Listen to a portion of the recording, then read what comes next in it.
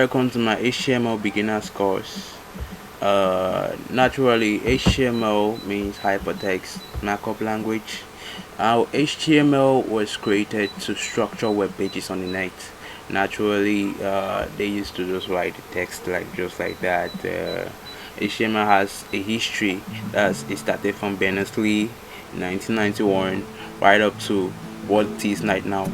It has come out in different versions, and the latest version and the most dynamic version right now is HTML5.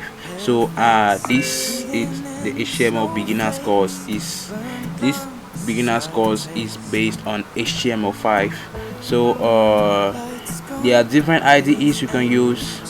You can use Sublime Text, you can use Notepad++, you can use the normal Notepad, you can use anything, but I prefer using Visual Studio Code. So you can go to Google and then download Visual Studio Code. You are going to get it on Google. So this is my Visual Studio Code. I'll open it right here. So I'll wait for it to launch. Finally, it's launched. It just launched. I'm going to close this other one. Now, coming here, I will come here. I want to open my folder inside the Visual Studio Code. I'll just drag and drop. Just drag and drop it right here, and you see the folder is automatically going to open. This is your folder, HTML tutorial. This is my folder. So now we are going to be focusing on HTML, and the next tutorial will focus on HTML and CSS. So today we are going to create amazing things with HTML. Okay, I'm going to come here. I'll double click to create a new file. Now the new file, I'll call it index.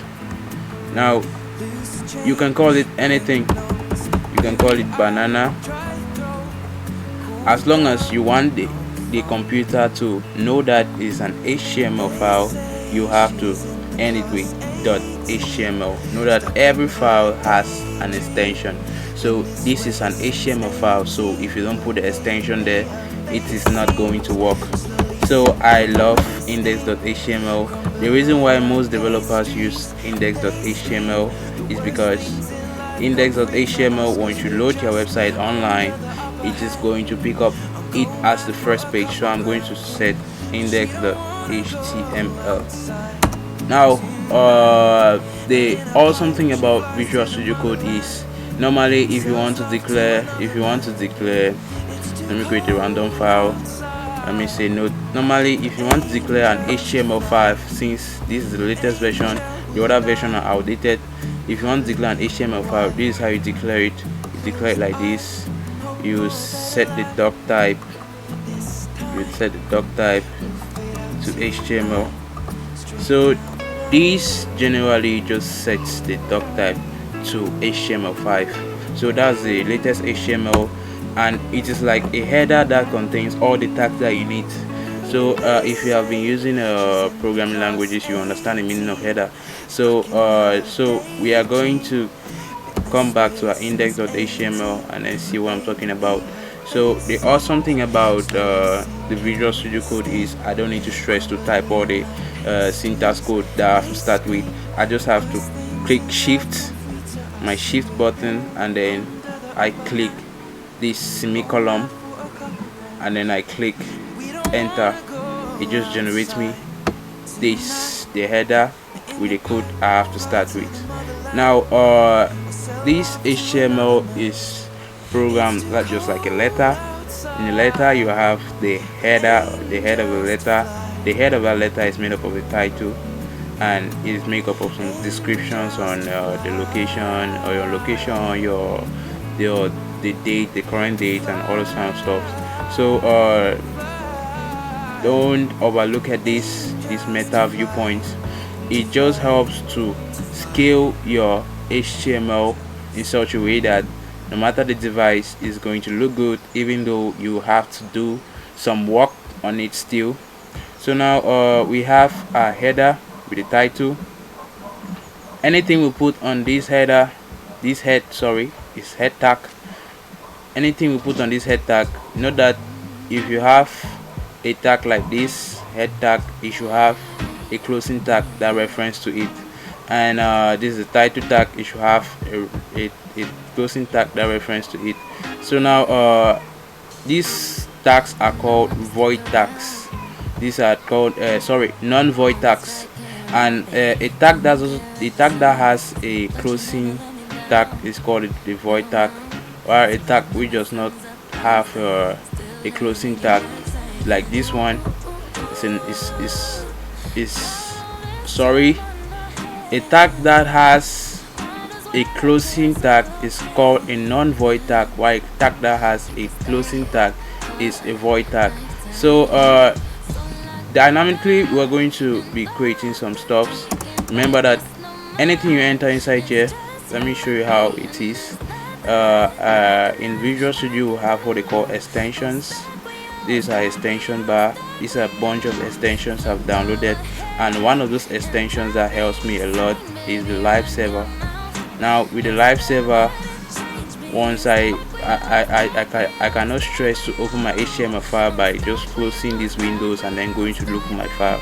I just right click and then I go to open with live server, and any changes I make in here is going to be affected there automatically without me refreshing the page. As you can see, my page is opening.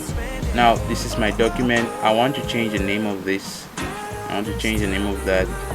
I'm going to come here. I'll say v-tutorial, tutorial, and voila, it automatically loads, and look at the name. It has changed from document to v-tutorial, which is the title. So anything I put in here will display right there. It will only work when it will only work that way. So the next up are body tag. Now anything we put in our body tag is going to display in our body. See, I've put that chunk of text, it has just displayed here. So that's what it is meant to do. The body tag, it displays elements in the body. So now let's see. In HTML, the only way you get to learn it more faster is if you learn how to code with it frequently. That's, you practice all the different tags that are there frequently.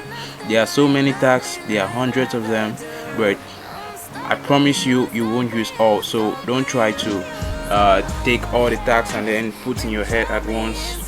Just focus on tags that will help you give your design that you need. So the first thing I'll start teaching you is I'll start teaching you headings. Now in HTML we have what they call heading tag.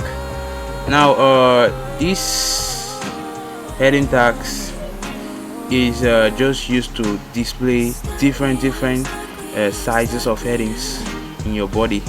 Okay, now if I declare a heading like heading 1, look at what happens, and I give a lorem text. This is one of the feature of Visual Studio. I like it. If you don't have a text to put, you can just use lorem text. I put 9 and then I press enter. It just generates me any rubbish text, and when I open it, that's the first heading that's displayed just like that. And the next up is the next heading. I'm just going to copy this. Remember that as we're going down, if we take heading 2, you can take it right up to heading 6. Heading 2, you see that heading 1 will be bigger than heading 2. So that's what heading tag is meant for. You just use to declare headings in your HTML. So now you can do more headings. You can do something like heading 3. In Visual Studio Code, you don't stress to code. It is more efficient for both beginners and professionals. So I don't need to stress to code. I just need to put H3 and I put enter. It just generating the open tag and the close tag at once. This is the open tag, this is the closing tag. I'm just going to generate the lorem text still of 10. You see heading 3 will be way smaller. So if I go down right up to heading 6, you see how it become more smaller as you're going down. And the next step on HTML is you have there's what they call paragraph. Paragraph is almost the same as headings, but paragraph is just as its name is just used to declare a paragraph, not like a heading. For example, I can have a heading like this, and then if I want to declare a paragraph, I'll just declare with a P tag. I'll just tap P and then immediately enter, and I'll just give a lorem text of 10 and enter. Let me see what it shows. You see, this is your heading, this is your paragraph. So you can write a whole letter right here just using quotes. So this is the first step. The next I'll be teaching you, the next thing I'll be teaching you here is how to display a sentence that is underlined. If I come here down the paragraph, maybe I want to declare another heading, I'll use U and enter. U means underline, that means whatever I'm entering here, it will be underlined. Let me say lorem of 10, lorem text of 10. See, enter a text that is underlined. That means you can write a whole book using HTML. Once the space for the sentence being underlined, you can underline it using the underline tag. Okay, another extra thing about CSS is under this underline, what if I want to do another sentence that is bold? So I'm just going to use B.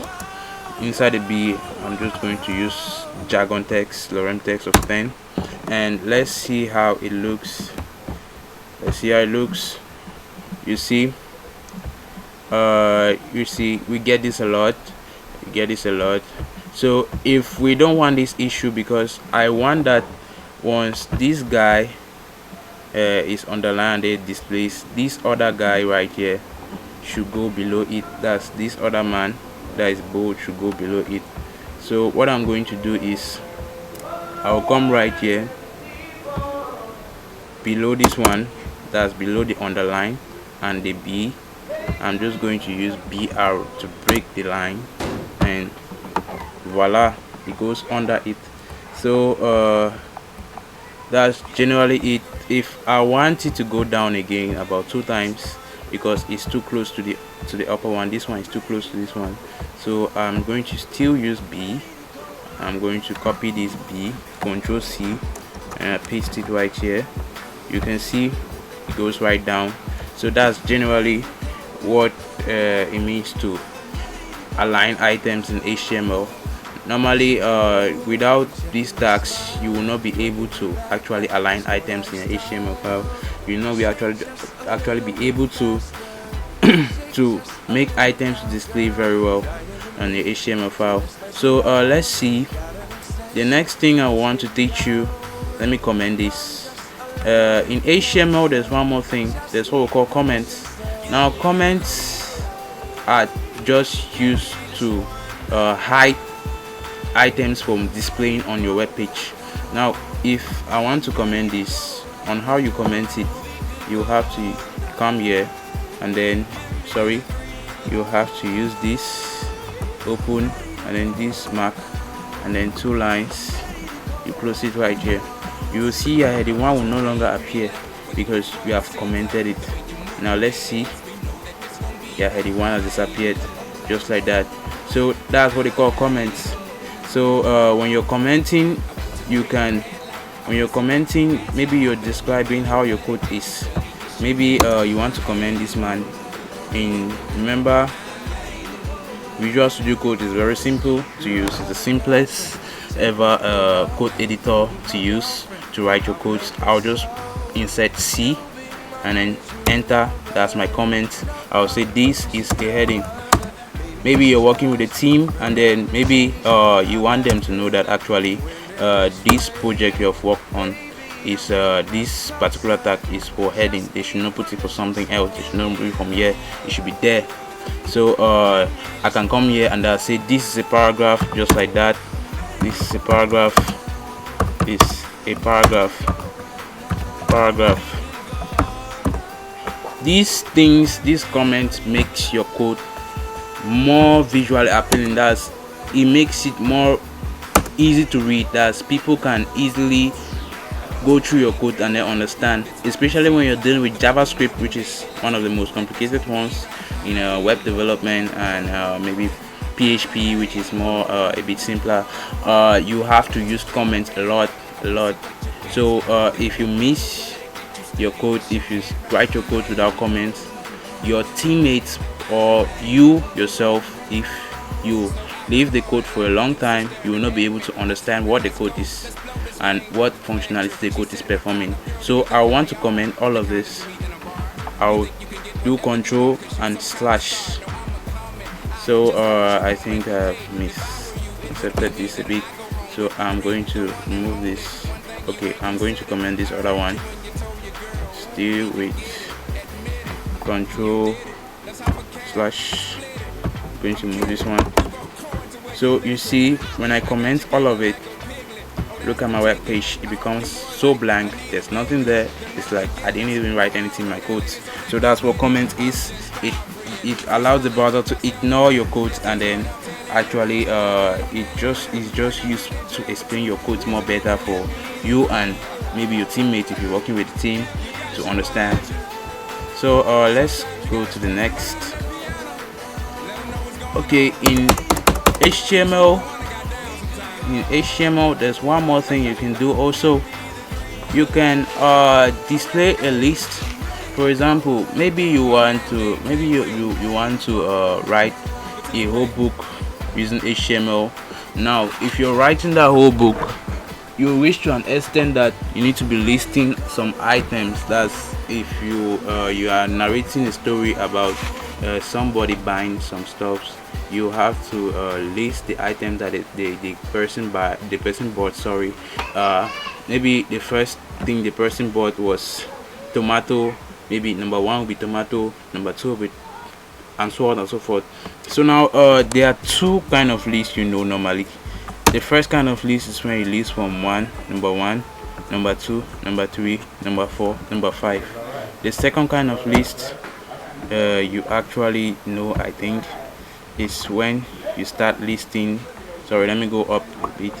When you start listing, see, from maybe using dots, comma, dots, comma, dots, comma, dots.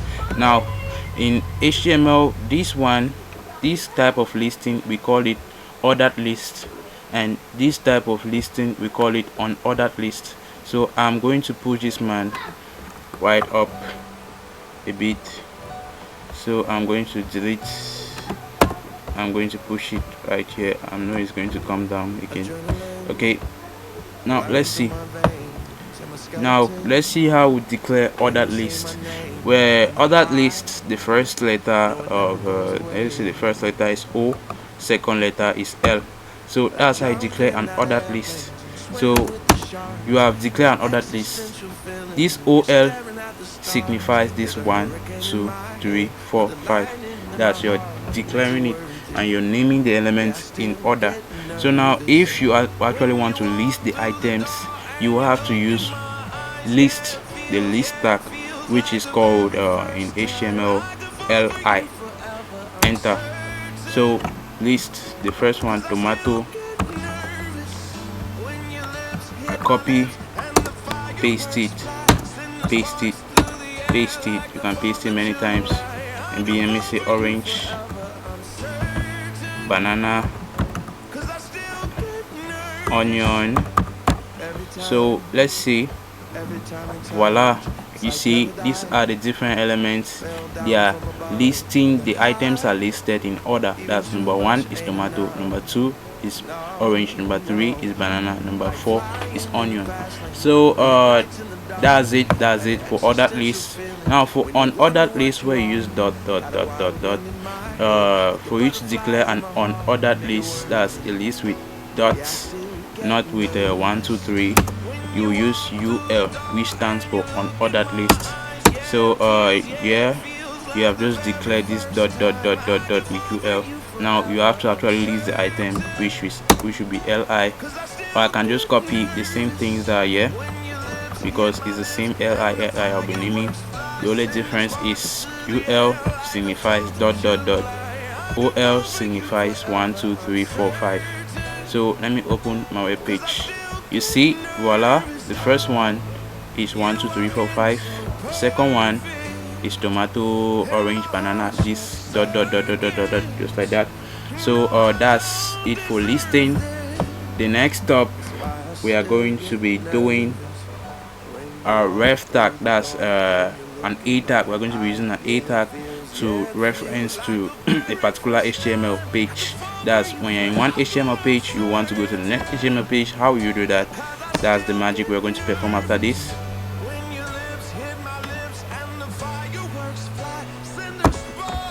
I want to comment this, I'll comment this, I'll comment this, I'll come down. Still in my body. Remember, everything I'm typing is in my body. Actually, I'm not typing anything. Yeah, I cannot type it here. If I type it here, look at what is going to happen. Nothing. You actually display, but it's not in order. That means if you want to access this element, you will not be able to easily access it because it is not within your body. You understand it when you're styling, and when you're doing your JavaScript. You put everything, all your content you want to type, in your body. Don't put it here, don't put it in the header. The header, it goes up, that's the browser. So we're talking of the A tag. I can come here, I double tap, I create another HTML file called ref.html. Now I'm going to use the same mark. I'm going to say welcome Vidash.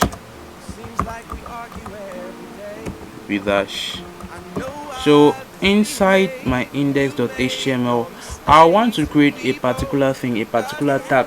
That is that once I click on that tag, it's going to take me to ref.html. So how would that magic be? Don't worry, it's not that difficult, it's very simple.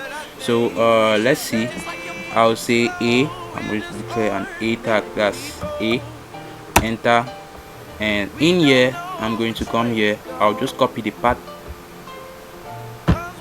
This reference means the path to which, or the location where the ref.html is. So I've just copied relative path of it, and here I have to add some content, because if I put it like that, it will not display anything. So I have to add some content to it. Go to Vidash. I'll just add content called go to Vidash, and once I open my HTML, look at what I see. This is right here. If I click on it, it will carry me to welcome to Vidash. Hooray. Okay, go back. I click on it, it carry me to welcome to Vidash. Okay, that's it. So that's what the A tag is meant for, just to reference to different locations to HTML. Okay, the next thing, we are going to be adding an image. We're going to see how to add an image using HTML. So generally, if you don't have your image inside the same folder you're working with, this is the folder I'm working with, it will not work. So I'll just come here, I'll look for a random image. I'll look for a random image. Which image can I get? This is an image right here. I'll just copy this image, just copy it, and then HTML tutorial, I'll paste it here. Remember, it should be in the same folder you're working with. It should be in the same folder you're working with. Yes, I have ref, I have index in the same folder, and my image in the same folder. If not, you will not be able to access it. But if it is in another folder, there's a way to access it. That is going to be a course for another day, or you are going to click on the website link and then you try to learn more about these stuffs using our website. So I'm going to come here, image. That's the image tag is going to help me link to my image. Now src out, if I insert something in the art, like no display, no display. If I this out here is meant, that is an alternative. It is meant to show, if in case the image is not gotten, it is meant to show this, to tell you that actually that image part that you copied and paste is not correct. So if I open my web page now, I'll see no display because I have not actually copied and pasted any HTML image, to my HTML. So I can just come here, I copy this, and then I come here, I paste it. Once I paste it here and then I open my HTML, you see the image is displaying. So that's just how to get an image using HTML. You just copy the relative part, you paste it in the src, which is the source of the image, and then you just get your display automatically. So the next thing we're going to be seeing here is how to create tables using HTML. We're going to see how to create tables. Normally tables is made up of different columns and different rows, so we're going to see all of that. Let's check it out. I'll comment this still. I'm going to come here. The first thing, for me to display a table, I will need what they call a table tag. So I'll have a table tag. Normally all table have borders. If you have used Microsoft Excel before, if you create a table and they don't put the border, it is not going to actually appear like a table. It's just going to appear just like that without a border. So I'm going to set a border. I can set it to 1, you can set it to 2 if you want, it depends, it's your choice. So actually, yeah, my table will made up of rows and columns. That's rows and columns. Rows goes like this, is the horizontal, and then columns is the vertical. So the thing here is we are going to be doing each of the row independently, and then you will see the magic of them being combined together. That's, I'm going to do a TR here, and then I do another TR here, just like that. That's the first row horizontal, the second row horizontal. This second row automatically combined with the first row, which is actually what we are expecting. So but now we need to indicate here that this is the main table header. Every table has a header on each column, so we are going to declare a table header which is th. Now the th, let's say it is for name, name, and then another th, it is for h. Okay, if I come here, I will have to declare the table dimension. Table dimension are just the attributes, the values to the table. So now we'll say name is John. The h which is td, table dimension, that is 12. So let's open and see how our table is. This is our table, voila. So let's see what happens if I don't actually set the border. Let's see what happens. See the way the table appears, it appears awful, which is not what we're expecting. So if I Control Z to put back the border, it appears like a normal table, like the way it's supposed to be. Okay, now we are going to move to the next part of this tutorial, which is learning how to set in forms in your HTML tag. That's, forms are used in HTML in order to allow users to enter their informations like their name, their all kind of stuff, their their name, their age, their emails, all those kind of stuff. So we're going to see how to insert forms in HTML. Now to insert a form in an HTML for users to enter their input, an input is just like a memory location that is created for users to enter values. That's when you enter a value is stored here. For example, if I want to declare a form, I'm just going to use form. Action, I'm not going to use action yet since it's just HTML we're dealing with. Okay, now form action. Now we have bunch of inputs we have to insert here, but now each of the inputs should have a label. So I'm going to have a label for the first input. Okay, let me cancel this a bit. I want to have a label for the first input. Let me say name. I misspelled it. Okay, after the name, the label of name, I will have an input for that name, the type of text. Okay, the name of a person is in text, so we will just allow the text there. And let me say I'll copy and paste. So if in case we want the user to enter maybe their number, we are going to insert the type of, maybe we want the user to enter their email, sorry, we'll set the type of number of email, sorry. So let's put here email, replace this with email. Now we have set up our form. Now the next thing is the submission button. So you can create the submission button by using still the input, and then instead of type text you just put type submit, which would work perfectly. So let's see how our form looks like. This is our form. We have the first one, email, name, email, and submit. So the same thing. If I want to break the first one, I'm going to use B arrow, which stands for break. If I want to break it 2 times, B arrow, I'll just break it. That's, I want it to go to the next line.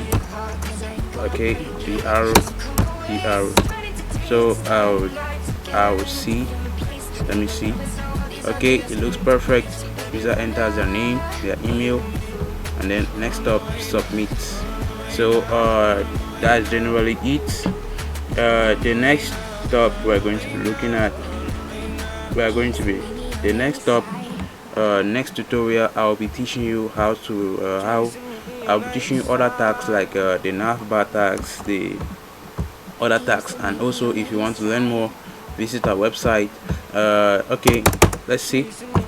The last one I want to teach you is creating moving text in HTML, which is quite awesome for me to stop with. So I'm going to create a moving text. I'll use what we call Marquee. Now this is Marquee. Marquee means moving. So I'm going to erase all of this. I don't want this. I don't want to program the behavior. So Marquee means moving. If I set a lorem text of maybe 20 words, let's see, this is a Marquee tag that I just created. It's Marquee. So you just tap Marquee, you'll see it. So now see Marquee, the text is moving in the HTML file. So next up we are going to be looking at more tags. If you want the next tutorial, please comment below, subscribe, and click the notification button to shout out for more tutorials. So I think generally this all. If you want more knowledge on HTML, you can visit our website. The link is below this video, and then you'll see it. Thank you.